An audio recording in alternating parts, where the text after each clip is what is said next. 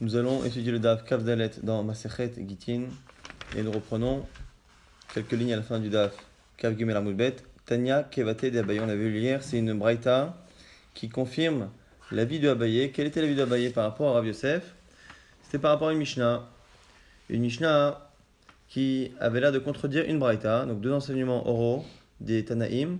Un qui disait que les femmes qui en général sont considérées comme étant potentiellement ennemies d'une femme, c'est-à-dire sa belle-mère, sa belle-sœur, la fille de son mari, l'autre femme de son mari, ou celle qui pourrait un jour devenir l'autre femme de son mari, puisque c'est sa belle-sœur, et bien toutes ces femmes-là qui en général ne peuvent pas même témoigner pour dire que cette femme-là est veuve, alors qu'en général on accepte les témoignages de quasiment tout le monde, et bien ces femmes-là peuvent apporter un guet à une femme.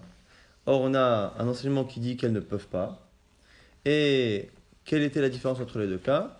Quoi qu'il arrive, c'était la différence qu'il y avait entre un guet qui venait de Chutz La'aretz, de l'étranger, et un guet qui était déjà en Eretz Israël, mais qui passait d'une ville à l'autre. La question, c'est quel était le cas où finalement on croyait ces femmes-là, et quel était le cas où on ne les croit pas. Rav Yosef proposait de dire que puisque le guet vient de l'étranger et qu'on doit témoigner, eh bien à ce moment-là, elles ne peuvent pas apporter le guet parce qu'elles ne peuvent pas témoigner. De la même manière qu'elles ne peuvent pas témoigner sur la mort éventuelle du mari, elles ne peuvent pas témoigner sur l'écriture du guet et sur la signature, c'est pour ça que ça ne marche pas. Mais en Israël, ça marche. Donc la Mishnah parlerait en Eretz Israël, dans un cas où on n'a pas besoin de dire Befanai Nirta ou Befanai Nertam. Abaye dit c'est l'inverse. C'est l'inverse, pourquoi? Parce qu'un guet qui vient de Chutz La'aretz, puisqu'on témoigne tout de suite en l'apportant que les signatures ont été bonnes, et bien en fait ce guet-là est impossible à contester. Et on préfère du coup imaginer qu'on la croit dans ce genre de cas, parce que cette femme-là ne peut pas finalement faire du mal à sa belle-sœur ou à sa belle-fille en faisant croire qu'elle est divorcée, ce qui n'est pas le cas, puisque ce guet-là est totalement incontestable. Et donc, Abaye dit que c'est exactement l'inverse. C'est lorsque ça vient de Chutz La'aretz qu'on la croit, c'est le cas de la Mishnah. Et là, on ne la croit pas, c'est lorsque ça vient de Eretz Israël. On n'accepte pas le guet qui provient d'une de ses concurrentes. Et du coup, la Mishnah, la Braïta dit comme Abaye, Tanya qui était d'Abaye, Rabbi Shimon ben Elazar Omer, Mishum Rabbi Akiva, nom de Rabbi Akiva, Isha nemenet la vigita, une femme peut apporter un guet, mi kal vachomer, par raisonnement, kal vachomer, a fortiori. Uma nashim shamu chachamim nemenot le mamed ba'ala nemenot la vigita, si déjà les 5 femmes qu'on a citées, les 5 femmes qui ne sont pas crues pour témoigner sur la mort du mari de cette personne-là, sont crues pour apporter un guet, et bien du coup, elle, hi, chez Nemenet Lomar, qui est crue pour dire en plus que son mari est mort, et il nous dit chez Nemenet la Vegita, de la fortiori qu'elle est crue pour justement apporter son guet, ou mima comme chez Bata, et de là où tu apprends, Malé alan srichot sheyomar befananirtam, af itzricha shetomar befananirtam, la Braïta enchaîne et nous dit, et puisque tu apprends cela de ces femmes-là, de la même manière que ces femmes-là, lorsqu'elles apportent un guet, elles doivent dire befananirtam ou befanai Nertam, qu'elles ont assisté à l'écriture et à la signature.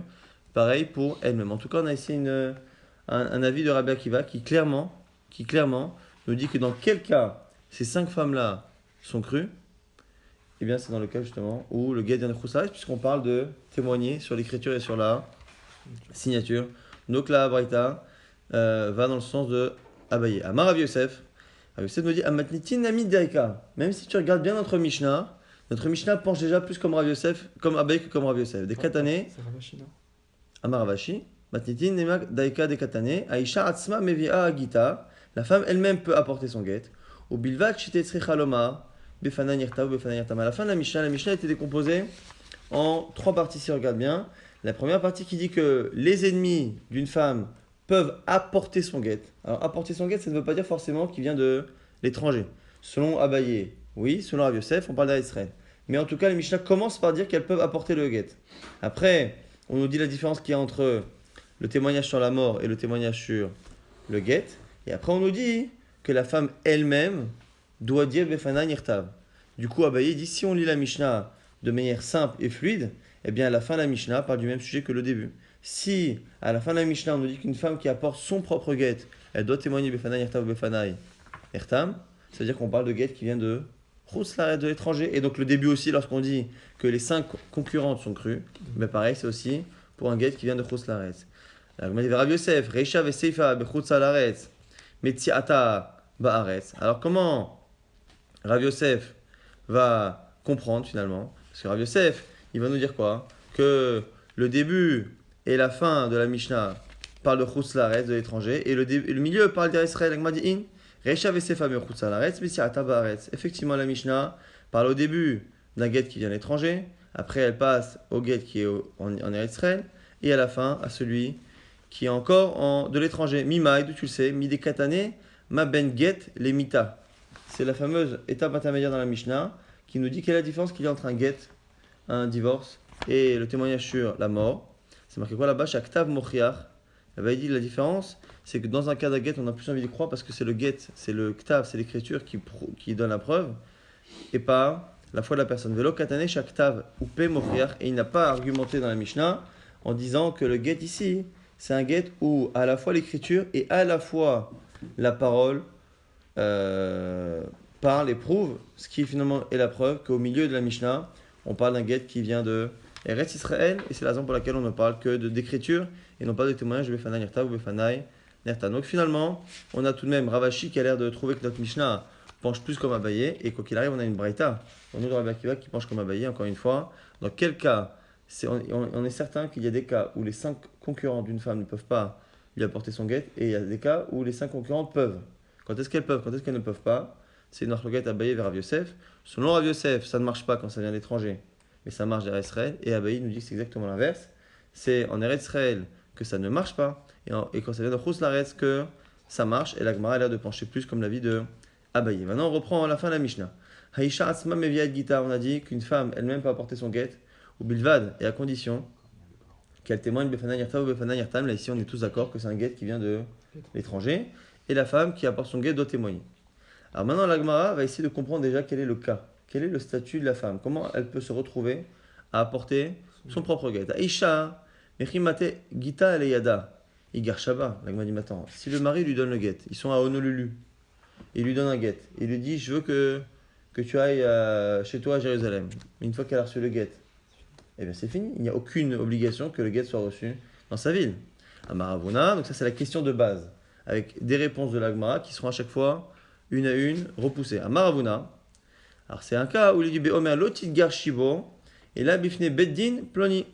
Alors ici on est obligé de dire pour l'instant que c'est un cas où le mari lui a donné le guet à Honolulu, mais il a soumis à une condition. Il lui a dit voilà, je te donne le guet maintenant, mais je veux que tu ne sois divorcé qu'en arrivant là-bas. Elle m'a dit ok, c'est vrai que au niveau halachique, le guet prendra effet là-bas. Mais sauf, qui matia atam, Igar Shaba. Au final, même si c'est en arrivant là-bas qu'elle va recevoir le guet, ça n'est tout de même pas un guet qui est amené par un chaliar de Chutz Laaretz à Eretz Israël. C'est juste qu'il a émis une condition. Il a mis une condition, comme s'il avait décalé, comme pour les kiddushin, pour le mariage, on peut donner la bague à une femme et dire, je veux que les kiddushin commencent dans tant de temps, c'est possible.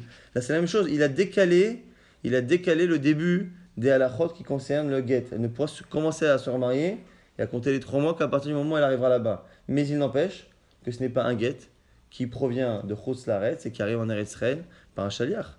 Et là, Maravuna, Barmanoach, Mishme de Ravacha, Bere de Ravika, de Amala, Kimatit Atam, Atneche Ara, Veshakle. Elle dit non, c'est un cas où il lui dit quand tu arrives là-bas, tu le poses. Donc je te divorce pas maintenant. C'est pas que je te divorce maintenant, mais que je veux que ça prenne effet dans tant de temps. C'est que tu prends ce guet, tu l'emmènes en Eretz Israël, tu le poses par terre. Une fois que tu le poses par terre, tu le prends. Elle m'a dit Yachi, ça marche pas. Avalet, Tlegiter, Malgabe Karka. Ça, sinon, ça revient à une halakha classique. Même lorsque le mari et la femme sont l'un en face de l'autre. Et qu'au lieu de lui donner le guet, c'est marqué avec Katav, Venatan, et il donnera. Il lui pose le guet par terre et il lui dit vas-y, prends-le.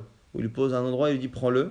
Si l'endroit auquel il l'a posé n'est pas considéré comme un endroit qui appartient à la femme qui prend possession de l'objet, et que c'est elle qui le prend, ça ne marche pas. C'est pas marqué Velakra, elle prendra son guet. C'est marqué Venatan, lui donnera. Donc c'est à lui d'être actif dans le don du guet.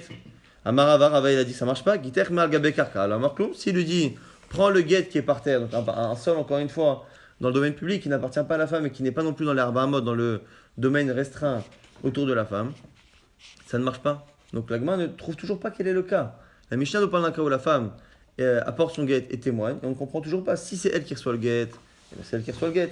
Si il lui dit de le poser et de le prendre, c'est elle qui le prend, ça ne fonctionne pas quoi qu'il arrive. Et là, des amala avec shliach leolacha ad dematit atam.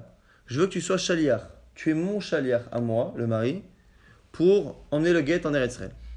Lorsque tu arrives en Eretz Israël, Heve shlach le Kabbalah, rends-toi shaliach de toi-même pour prendre le guet, vekabli et guiter, et accepte ton guet. Donc la femme fera double emploi, double casquette. Elle commence par être le shaliach du mari pour emmener le guet, de telle sorte à ce qu'on ne puisse pas dire que la femme a reçu le guet. Parce que si elle est elle-même, entre guillemets, si elle est elle-même, pendant qu'elle est à Honolulu, ou Shrek arrive en Eretz Israël, c'est-à-dire que cette femme-là a reçu un guet d'Honolulu à Honolulu ou de Chutz à Chutz. Donc il faut absolument qu'elle ne soit pas elle-même jusqu'au moment où elle arrive là-bas ou qu'elle ne le reçoive pas. Donc la première fois, il lui a dit, on a proposé, tu l'emmènes et tu le poses. Là, non, c'est tu es shaliach. Donc tu es mon envoyé. Tu arrives là-bas. Après, tu changes de casquette. Tu deviens ton propre shaliach pour recevoir. Là, on m'a dit, lo chazra shlichut. Et c'est la Baal, mais il y a un problème. C'est qu'une shlichut, lorsque quelqu'un fait une shlichut et missionne à quelque chose, il faut qu'il puisse, à la fin de sa mission, théoriquement, revenir et dire à celui qui l'a missionné, voilà, j'ai pu faire ce que tu veux. Or, ici, dans ce cas-là, puisque dès qu'elle finit la mission du mari, elle enchaîne tout de suite sur une autre mission qui est nécessaire encore une fois à ce processus, et bien du coup, elle ne peut pas, c'est le même personnage qui à la fois est le premier shaliach et à la fois le deuxième, ça ne fonctionne pas, puisque c'est comme si le premier ne pouvait pas revenir attester de la réussite de la mission. Donc la Gemara a dit, voilà, c'est autre chose. Il lui dit, tu es mon shaliach pour emmener là-bas le guet. Donc tu représentes le mari. Donc elle se promène de Honolulu à Jérusalem comme étant le mari, elle est shaliach. Le shaliach qui remplace la main de celui qui l'envoie. Une fois qu'elle arrive là-bas, elle dit voilà, maintenant une fois que tu es là-bas, toi-même, tu nommes quelqu'un pour te remplacer au niveau de la réception du guet. Donc c'est elle qui va donner finalement le guet à la femme ou la personne qui va la représenter elle. Donc du coup, c'est un cas où elle est shaliach du mari, et après elle fait un shaliach. Elle m'a dit, Anicha, elle m'a dit, Isha, osa shaliach le kabel gita miat shaliach ba'ala. Il dit, attends, ça c'est pas évident ce que tu dis, pourquoi? Parce qu'il y a une discussion. Est-ce que alors, on est d'accord que le mari peut nommer un shaliach pour envoyer le guet, on sait qu'une femme peut envoyer un shaliach pour réceptionner le guet. La question, c'est est-ce que les deux sont compatibles? Est-ce que lorsque le mari a choisi de donner avec un intermédiaire, est-ce que la femme peut à ce moment-là choisir d'envoyer aussi un intermédiaire? Ou est-ce qu'elle ne peut envoyer un intermédiaire que lorsque c'est le mari lui-même qui le fait? Et là-bas, on a une discussion. La Gemara dit, selon ceux qui disent que l'on peut avoir les deux shaliachs en même temps, c'est-à-dire on peut avoir un guet finalement qui est donné par l'homme à la femme, sans que ni l'un ni l'autre ne soit présent.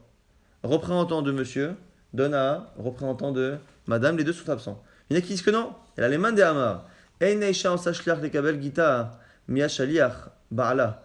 femme ne peut pas nommer quelqu'un pour prendre le guet qui est apporté par déjà un envoyé de monsieur.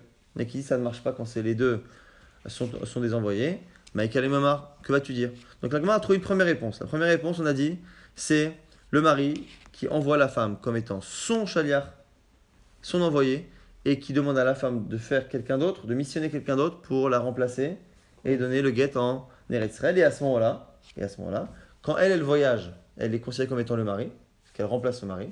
Donc elle arrive, une fois qu'elle arrive là-bas, donc elle est shaliach, et comme n'importe quel shaliach du mari, lorsqu'elle arrive en Eretz Israël et qu'elle rencontre celui qui la représente elle, son shaliach à elle, et bien le bédin lui dit voilà, monsieur le shaliach ou madame le shaliach, il faut absolument témoigner Befanaï Yertav ou Befanaï Yertav. Ce serait le cas de la Mishnah. Sauf que la Gemara dit encore une fois, il y a un problème. C'est qu'il y en a qui pensent que elle et lui en même temps nomment un shaliach. C'est quelque chose qui ne tient pas la route. La Gemara dit attends, ça dépend. Regarde la raison pour laquelle on ne peut pas faire ça. Tamamai, Mishum Deka Bizayon de Baal. C'est quoi la raison pour laquelle une femme ne peut pas nommer un shaliach si le mari en a nommé un pour lui? Parce que c'est honteux pour le mari. Le mari prend mal le fait que déjà c'est lui qui envoie le guet, et en plus la femme ne fait même pas l'effort de se déplacer et de venir le prendre en main propre. C'est un manque de respect pour celui qui est encore son mari pour les quelques instants qui restent justement avant la réception du guet. Et donc, qu'est-ce que ça veut dire? Ça veut dire que c'est comme si le mari, lorsqu'il envoie un shaliach, eh bien c'est comme si il disait au shaliach, je te préviens, tu ne donnes pas le guet à quelqu'un d'autre que ma femme en personne. Même si en général, toute action peut être faite soit à la personne, soit à son représentant, lorsqu'il a été nommé. Et bien ici, c'est comme si on partait du principe que tous les hommes qui envoient le guet de la main de quelqu'un d'autre, ben, lui précisent qu'ils ne veulent pas que ce guet-là soit donné à quelqu'un d'autre que la femme en personne. Et donc, c'est la raison pour laquelle on ne peut pas, selon certains, donner d'un chaliar à un autre chaliar. Si c'est ça, ici il n'y a pas de problème. Pourquoi? Parce que là, c'est le mari qui est en face de la femme. Et c'est le mari qui lui dit, tu seras mon chaliar pour l'emmener, et je veux que tu nommes un chaliar pour te remplacer. Et donc du coup, on ne peut pas imaginer ici que le mari ne veut pas que ça se fasse, que c'est lui qui est en train de préparer la situation. Ve'acha, Baal Kapid, et si tu vois bien que le Baal n'a pas l'air d'être dérangé par la honte que cela peut lui occasionner, du fait que ce ne soit pas elle-même qui prenne le guet, même si en plus elle est présente. Elle m'a dit, le fait de dire déjà que l'interdiction que l'on a de passer par deux shluchim, deux envoyés, il y a qui disent que c'est parce que ça fait honte au mari. Mais il y a qui disent que c'est une autre raison. Et du coup, selon l'autre raison, ça pose problème. Et là, les mandama mishum khatsera ba'alacha miken. Mais il y en a qui disent que pourquoi on ne peut pas faire ça? Parce que le fait que le guet soit donné de manière doublement indirecte, ça ressemble à un cas qui pose problème dont on a parlé il y a quelques jours. C'est qu'on peut donner le guet à une femme en lui laissant le document dans son territoire, dans sa maison ou dans sa cour. Mais on a un cas qui pose problème. C'est dans le cas où le mari, par exemple, aurait jeté le guet dans la cour de quelqu'un. La cour n'appartient pas à la femme. Donc, lorsqu'il a posé le guet, ça n'appartient pas à la femme. Et la femme, après, prend possession de cette cour. La fameuse personne le lui donne ou elle l'achète. Et donc, elle prend possession du guet après coup, mais du coup, ça s'appelle que le mari ne l'a pas donné. Ça ressemble un peu au cas où on a dit tout à l'heure, quand le mari pose par terre et qu'elle le prend. C'est elle qui prend. Là, c'est pareil. S'il pose le guet dans une cour qui n'est pas encore celle de la femme, lorsqu'il l'a posé, mais il ne l'a pas donné à la femme, il l'a donné à une tierce personne. Ouais. Elle, après, reçoit la cour de la tierce personne et donc le document. Eh bien, elle a pris le document, elle l'a acquis, elle l'a acheté, mais il n'a pas été donné par le mari. Et ici, le fait qu'il y ait deux intermédiaires, ça ressemble un peu à ce cas-là. Et donc, il y en a qui disent que c'est la raison pour laquelle on ne peut pas faire un chaliar du mari et faire un chaliar de la femme en même temps. Et du coup, si c'est ça, ici, il n'y a pas d'exception. Et donc, du coup, il faut trouver une autre réponse. Quoi qu'il arrive encore une fois, selon ceux qui disent que l'on peut nommer deux chaliars en même temps, ou selon ceux qui disent que la raison pour laquelle on ne peut pas, c'est parce que c'est une honte pour le mari, quoi qu'il arrive, selon ces deux avis sur trois, eh bien, la réponse qu'on a donnée, c'est-à-dire que le mari qui le nomme chaliar de lui-même, et elle après qui nomme un autre chaliar pour recevoir en Eretz Israël, ce serait le cas de la Mishnah, mais ce n'est pas satisfaisant pour un avis sur trois, qui pense qu'on ne peut pas faire deux chaliars, et pour une raison qui n'est pas liée à l'accord du mari ou à la honte du mari. Alors, des Amar là, il faut dire, je veux que tu sois mon chaliar pour emmener le guet là-bas. Et lorsque tu es là-bas, shavi shliach leholacha, vekabli et giter mine. Je veux que tu nommes quelqu'un d'autre pour être chaliar, pour continuer la mission de l'emmener. En général, le chaliar holacha, celui qui emmène le guet en Eretz Israël, il n'y en a qu'un seul. Le mari reste à distance, il envoie quelqu'un qui l'emmène jusqu'au Beddin. Or, on a dit, on a un problème, c'est que si elle est chaliar jusqu'au Beddin, et qu'après, elle se retransforme en chaliar d'elle-même pour recevoir, eh bien, du coup, le premier chaliar qui est elle-même ne peut pas revenir, il n'est pas libéré pour revenir. Or, il faut qu'il soit libéré. Alors, on a dit comment on fait? Soit on nomme un autre chaliar. Et on a dit, le problème, c'est que certains disent que ça ne peut pas fonctionner. Ici, la Gemara propose autre chose. On va faire deux chaliars pour le déplacement. C'est-à-dire, il lui dit, voilà, tu sais, toi, tu es mon chaliar pour l'emmener de Honolulu jusqu'à l'aéroport. Une fois que tu arrives à l'aéroport, tu nommes, c'est un chaliar qui fait nos shlichut. Tu nommes quelqu'un pour faire la dernière étape, de Tel Aviv à Jérusalem au Beddin. Et du coup, à partir du moment où, quand tu arrives à l'aéroport, tu es libéré de la première mission, eh bien, théoriquement, ce chaliar pourrait revenir et dire j'ai fait la mission. Ce qui ne sera pas le cas, parce que cette femme-là va revenir, elle va aller elle-même à Jérusalem, et elle va récupérer le guet de la main de celui qu'elle a nommé à l'aéroport. Ça, c'est le premier cas qu'on propose. Et Ibaïtema, si tu veux, il dit autre chose. Là, il lui dit je veux que tu sois chaliar jusque là-bas. Lorsque tu arrives là-bas, Emar Kame Bedina, tu vas directement au Bedin. Tu ne sais pas que tu le donnes à toi-même ou que tu le donnes à ton représentant, ou à quelque chose comme ça, tu vas au Bedin. Et tu dis Befanan Yirtam, ou Befanan Yirtam, ou moi je vais Benina Shliach, et c'est le Bedin qui sera Shaliach. Et le Touvain Yahalach, et c'est le Bedin qui sera Shaliach et qui prendra le get pour toi, qui te le donnera. Donc c'est les deux cas qui au moins sont acceptés selon tout le monde. On va dire trois cas au final. Un cas qui est accepté selon 2 avis sur 3, c'est le fait qu'elle soit chaliar du mari pour emmener et qu'après elle nomme un autre chaliar pour accepter à sa place. Comme selon certains, on ne pourra jamais faire 2 chaliars en même temps, et bien on propose 2 choses. Soit qu'il y ait 2 chaliars pour le déplacement, un premier et un deuxième qui fait la dernière étape, ce qui permet de libérer la femme en tant que premier chaliar pour qu'elle puisse après recevoir son guet et que ça rende caché la première shlichut. Et autre solution, c'est d'arriver et que ce soit le Bedin lui-même qui soit chaliar pour recevoir le guet de la main de la femme qui représente le mari et après qu'il le donne lui-même à la femme. Adran alach, Hameviget, on a eu le sroud de terminer le second perek.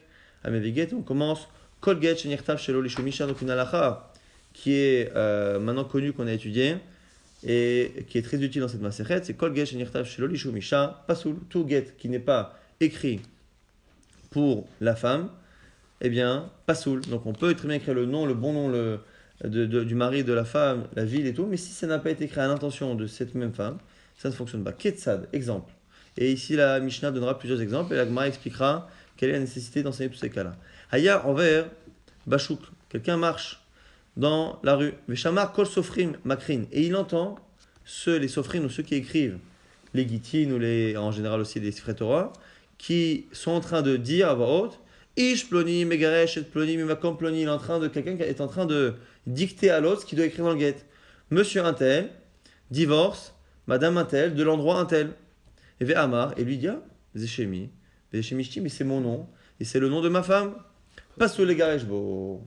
Donc l'agma, elle va commencer à penser que ce cas-là, c'est un cas où il y a un monsieur qui est chez le sofer, qui a le même nom que lui, avec la femme qui a le même nom que la sienne, de la même ville, qui est en train de dicter au sofer, voilà, je suis monsieur un tel de telle ville, qui divorce madame un tel de telle ville. Ça, c'est comme ça qu'on le comprend. Cas suivant, il était un Mikaen, Katav le Gash et Tishto. Quelqu'un qui a écrit pour divorcer sa femme. Venim lach échange d'avis. Metzao ben Hiro, quelqu'un d'autre de la ville trouve le document. Ve Amalo, et il dit attends, Shemi Keshimcha, mais dis-moi, toi tu veux plus divorcer, mais le nom qu'il y a dessus, c'est mon nom, c'est le même. Mais Shemi Keshimcha, et ma femme est une homonyme de la tienne. Pasoul les Garajbo, le guet est pasoul. Et l'agma tout de suite va se demander quelle est la différence.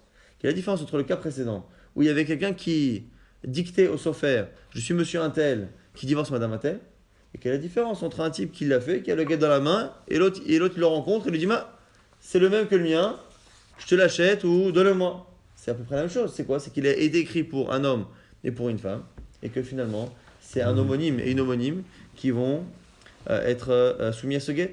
Donc la Gemara essaiera de comprendre la différence qu'il y a entre les deux cas. Il était à Miken, encore plus chidouche que ça. C'est quoi? Hayulosh Tedashim. Maintenant, c'est pas un guet qui a été écrit pour un couple X, mais là c'est pour le même homme. Il a deux femmes, ou Shmote M Shavot, et deux femmes, deux homonymes. Parce qu'à l'époque, on ne prenait pas le nom de famille, c'était les prénoms. Eh bien, elles ont le même prénom. Katav le Garesh et Akdola, Lo Garesh et Aktana. S'il a voulu divorcer la grande, il ne divorcera pas la petite. Alors, encore une fois, il est évident ici que lorsqu'on parle de grande, petite, en âge ou en taille, c'est complètement différent. C'est une manière, encore une fois, de les différencier. En gros, il a voulu divorcer une, il ne peut pas. Après, divorcer l'autre s'il change d'avis.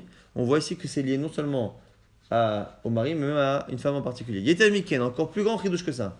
Amar le lavla, s'il dit à un sofer, un scribe, Ketov, les Oshertse, à Garesh, passe le Garesh, celui qui a deux femmes. Il dit écoute, en ce moment, les deux m'énervent et c'est compliqué de gérer. Je ne sais pas laquelle je vais divorcer encore. Fais-moi plaisir, elles ont le même nom.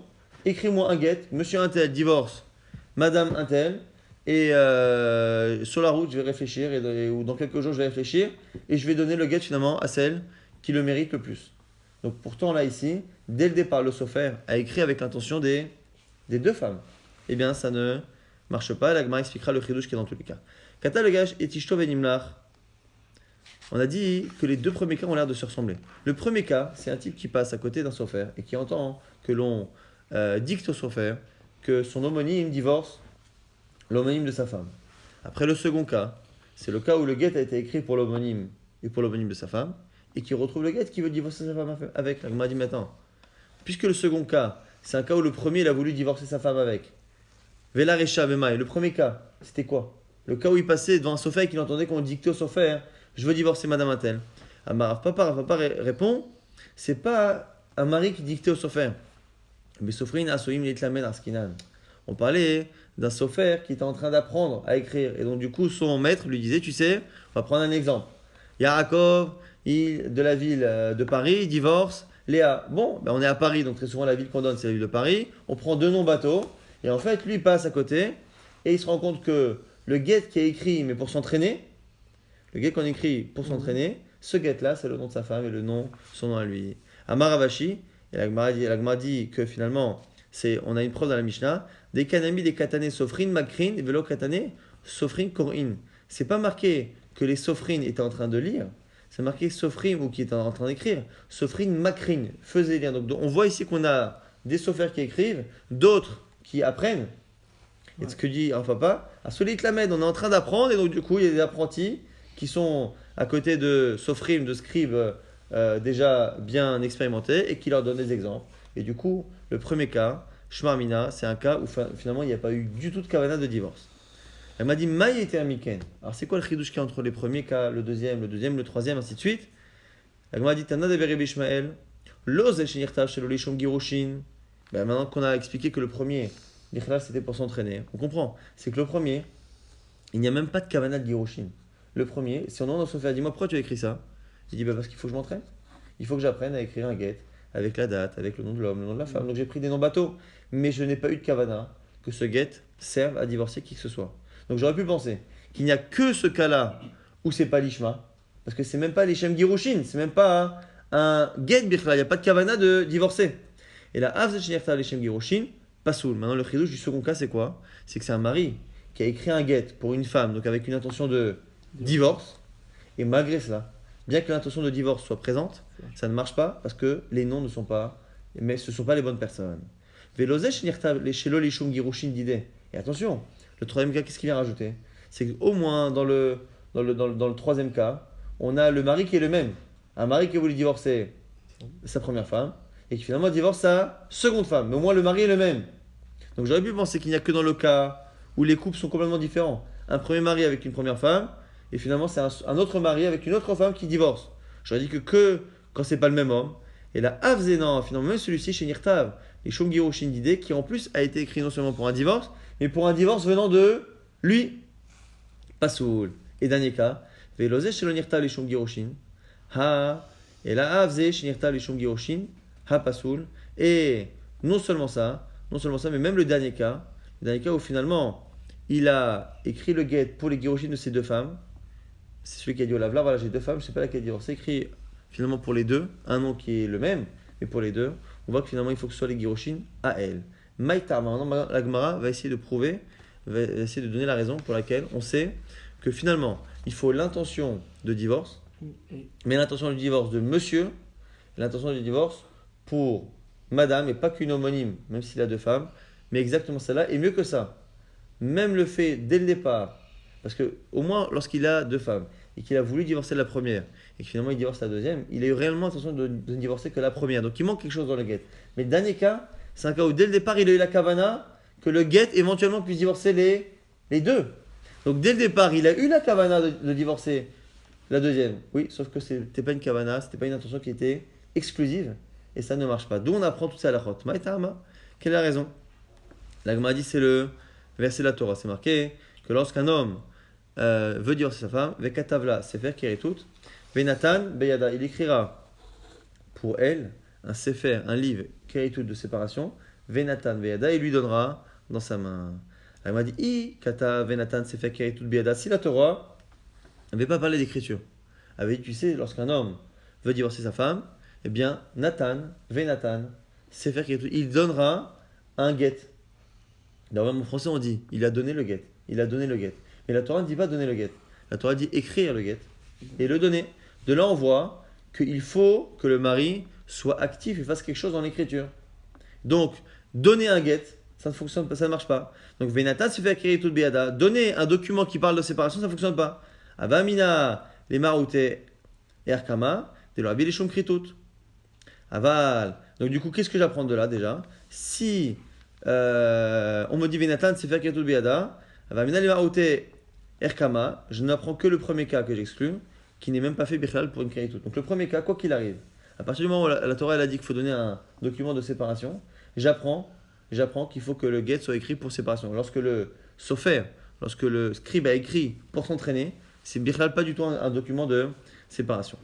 Mais, Avakatav le Garesh et Ishtor, Venimlar, David et Shom Kritout, et Makaché, mais lorsque le get a été écrit pour divorcer une femme, simplement, finalement, le couple s'est remis ensemble, et c'est un autre couple qui utilise ce get. J'aurais pensé que ça marche parce que c'est Kritout. C'est pour ça que la Torah l'a dit. Hamana vekatav. Donc le mot Kritout, séparation, m'apprend qu'il ne faut pas que ce soit un document écrit pour s'entraîner. Il faut qu'il y ait une kavana de divorce. Vekatav, il écrira, m'apprend qu'il faut que ce soit le bon couple qui utilise le get. Maintenant, Vekatav, c'est qui le sujet? C'est le mari. Donc en disant Vekatav, j'aurais pensé que quoi? Que l'essentiel, c'est que ce soit lui qui écrive. Et donc, un mari qui a deux femmes, qui aurait écrit Vekatav, il a fait Vekatav, il a écrit pour sa femme. Mais simplement, il divorce l'autre femme. Eh bien, on a respecté Vekatav. Parce que Vekatav, c'est le mari qui écrit. Avamina. Si Yamara Haman Vekatav, Avamina, les Maoute, Haidelo, Ihu, Kakativle.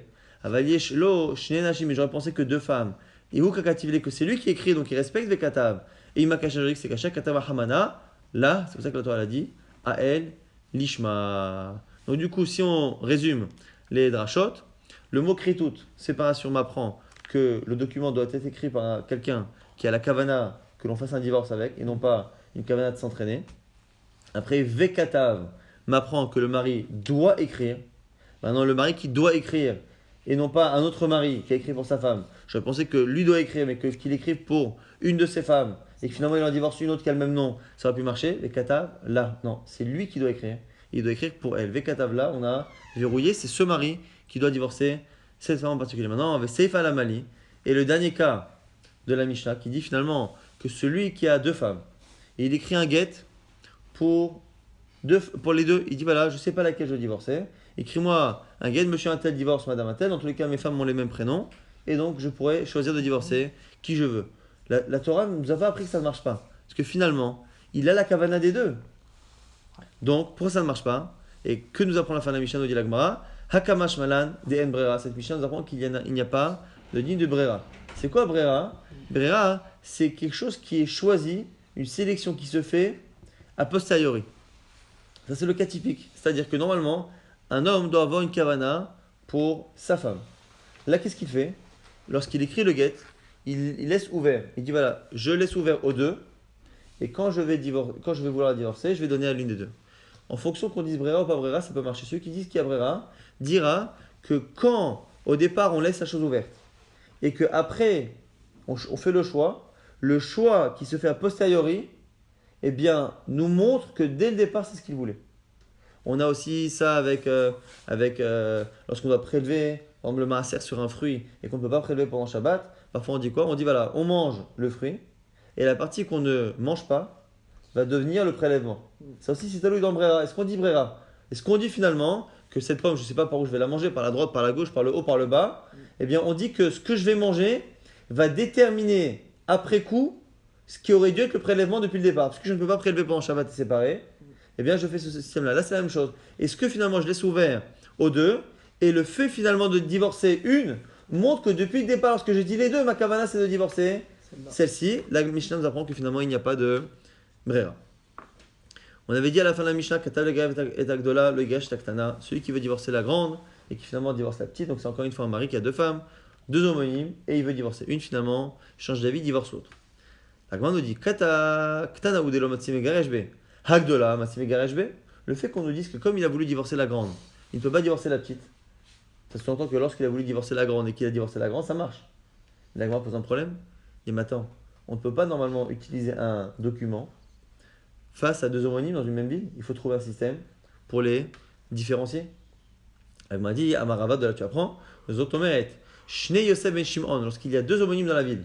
Yosef ben Shimon, la Gemara transpose ce cas-là à un cas de document financier. Hadarin ben Echad, qui habite dans la même ville, Motzi'in Shtar Hov, Al-Akhirim, ils ont le droit, parce qu'ici le get est considéré comme étant un document qui donne des droits à la femme, droit de se remarier et droit éventuellement de récupérer sa Ktuba. Est-ce que lorsqu'on a deux homonymes dans la ville, deux, alors à l'époque encore une fois le nom de famille c'était le nom du père, de Yosef ben Shimon, de Joseph, fils de Simon, et ce sont deux homonymes qui ont un des deux un document qui atteste qu'un tel, une autre personne, une tierce personne qui n'a pas d'homonyme, lui doit de l'argent. Est-ce que lorsque Yosef ben Shimon vient et va voir monsieur un tel, il lui dit voilà, monsieur Cohen, vous me devez de l'argent, c'est marqué, Yosef ben Shimon a prêté de l'argent à monsieur un tel, Cohen.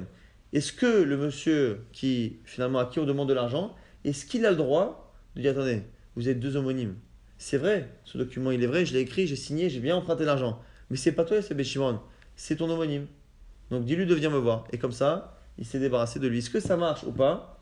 La Gemara dit puisque ici on voit qu'un homme peut écrire un get à une de ces deux femmes qui ont le même nom, or le get dira la même chose, qu'est-ce qu'il dira?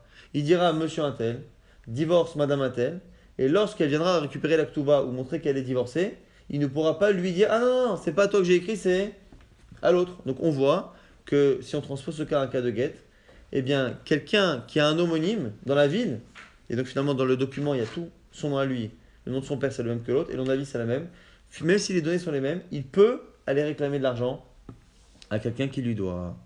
Ça c'est la preuve que Rava fait, parce qu'il transpose le cas de get au cas de document. Abaye objecte. Amarle Abaye dit c'est pas possible. Parce que si tu pousses ta logique, tu devrais même appliquer cette transposition dans le cas suivant. Or, le cas suivant, c'est quoi? C'est le cas, enfin, ou le cas, plutôt l'autre cas de la Mishnah, c'est le cas où lui a un homonyme et elle a un homonyme. On a dit c'est le cas où il y avait deux couples qui étaient homonymes. Amal Abaye, et là, Ataresha, le début de la Mishnah. Les katane Shmi Keshimcha. Et on a dit, bah, le type il dit, attends, ton nom c'est le mien, le nom de ta femme c'est le nom de ma femme, et c'est la même ville. On a dit quoi là-bas? Pasoul et Garesh. C'est Pasoul. Alors quoi? Chez ou Delo Massimi Garesh B. Arishon Massimi Garesh B, si tu fais la même déduction, c'est le deuxième couple qui n'a pas le droit d'utiliser le get, mais on dirait que le premier avait le droit. Donc si tu dis ça, tu es en train de dire quoi? Que non seulement lorsque celui qui réclame l'argent, donc celui qui possède le document, eh ben, il peut avoir un homonyme, mais même celui à qui on réclamerait de l'argent, et là c'est forcément faux. Parce que selon cette logique-là, ça voudrait dire que lorsque même la personne à qui on réclame un homonyme, eh bien, elle ne peut pas contester, elle est obligée de donner. Là, par contre, on a un principe. Lorsqu'il y a deux homonymes et que l'on vient réclamer de l'argent avec un document à un homonyme, comme on vient ici lui réclamer de l'argent, il dit attends, c'est pas moi qui te dois l'argent, c'est l'autre personne. Le fait de dire non, c'est pas à toi que je dois, c'est à l'autre, c'est bien moi, parce que moi je n'ai pas d'homonyme. Mais toi tu en as un, je dois à l'autre, ça ne fonctionne pas, il a dit Rava. Mais par contre l'inverse, dire attends, mais qui te prouve que c'est moi? Prouve-moi que c'est bien moi qui suis sur le document et pas mon homonyme qui habite dans la ville. Et ça, du coup, on ne peut pas transposer. La maïtach lebema, beide mesira, verabi lazari, achanami, beide mesira, verabi lazar. Donc la Gemara nous dit, au final, on est obligé de dire que la raison pour laquelle ça marche, c'est non pas comme ce qu'a dit Rava, parce que réellement on aurait le droit de prendre de l'argent à quelqu'un, même si celui qui réclame l'argent a un homonyme, c'est parce qu'on est spécialement dans Gittin. Et dans Gittin, rappelez-vous qu'il y a une marloquette. Est-ce que c'est les Demessira? Est-ce que c'est ceux qui transmettent le get qui donnent la force? Et du coup, comme il y a les Demessira, c'est eux qui attestent bien que c'est bien Madame Intel et Monsieur Intel qui ont fait le get. Et donc, du coup, c'est une halakha qui est typique à Gittin et qui n'est pas du tout transposable. C'est ce que dit Abaye à Rava. On va très rapidement résumer ce qu'on a vu dans ce DAF. On a trouvé trois solutions pour essayer de comprendre dans quel cas la Gemara parlait lorsqu'elle disait finalement qu'une femme peut se retrouver à témoigner sur son propre guet Befanyartam. Est-ce que c'est elle qui est chaliar pour donner au Bedin? Est-ce que c'est elle qui est chaliar pour emmener et puis après elle nomme un autre chaliar pour terminer le transfert du guet et après elle reçoit le guet? Ou est-ce que elle est elle-même chaliar du mari et après elle nomme un chaliar pour elle-même? Après on avait vu dans quel cas les 5 femmes qui détestaient une femme en général, qu'on craint qu'elle déteste, bien qu'elle ne peut jamais témoigner sur la mort de son mari, quand est-ce qu'elles peuvent lui apporter son guet? Marloquet, Rav Yosef et Abaye. Rav Yosef il dit elles peuvent en Eretz Israël, elles ne peuvent pas en Chutz Laaretz. Et Abaye dit exactement l'inverse. La Gemara a l'air de pencher comme Abaye que c'est justement en Chutz Laaretz qu'on la croit et non pas en Eretz Israël. On avait vu les drachot. Du mot kritout, j'apprends que on ne peut pas donner un guet s'il a été écrit sans kavana de divorce. On apprend qu'il faut que ce soit ce mari-là qui ait voulu l'écriture et non pas un autre mari de Vekatav, il doit écrire, il a une mise d'écrire ou de faire écrire. Et là, il faut que ce soit pour cette femme et pas pour une autre. Et même s'il a deux femmes avec le même nom et qu'il ait la kavana que ce soit une des deux et qu'il choisirait après, ça ne marche pas. Mais ici, Mita Amacher, pas à cause d'une halakha typique de Gittin, mais parce que la Mishnah ici pense qu'il n'y a pas de brera. On ne peut pas faire de choix a posteriori. Et on avait une marloquette entre Rava et Abaye. Est-ce que le fait que on puisse divorcer, Michla, lorsqu'on a deux femmes qui sont homonymes et femmes du même homme, le fait qu'il puisse divorcer une des deux, celle qu'il a choisie depuis le départ et pour laquelle il n'a pas changé d'avis, est-ce qu'on peut transposer cette halakha-là au cas des autres documents? Selon Rava, oui. Et donc du coup, ça nous apprendrait que quelqu'un qui vient réclamer de l'argent, même si lui-même qui réclame de l'argent à un autre homonyme, lorsqu'il réclame de l'argent à quelqu'un, la personne ne peut pas lui répondre oui mais c'est pas toi que je dois, c'est à l'autre. Et donc c'est ce que dit Rava. Abaye n'est pas du tout d'accord. Il pense que quoi qu'il arrive, on ne peut pas transposer ces cas-là de Gittin, puisque c'est une halakha particulière. La Mishnah serait selon Rabbi Lazar que c'est Aïdé Messira, c'est la remise du guet et non pas l'écriture et la signature du guet qui lui donne une force. C'est la raison pour laquelle ici la femme, bien qu'elle ait un homonyme, peut finalement réclamer des droits à partir du moment où c'est la réception du guet, la remise du guet, assistée par des témoins qui ont vu qui a donné et qui a reçu, qui donne la force à ce guet et non pas les signataires qui sont écrits dessus.